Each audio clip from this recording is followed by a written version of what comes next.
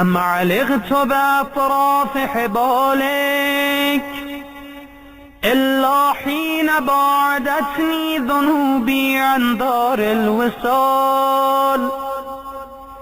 فبئس المطية التي انطتت نفسي من هواها فواها لها لما سولت له ظنونها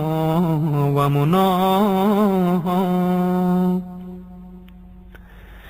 وتبا لها لجرأتها على سيدها ومولاها. إلهي قرعت باب رحمتك بيد رجائي وهربت إليك لاجئا من فرط أهوائي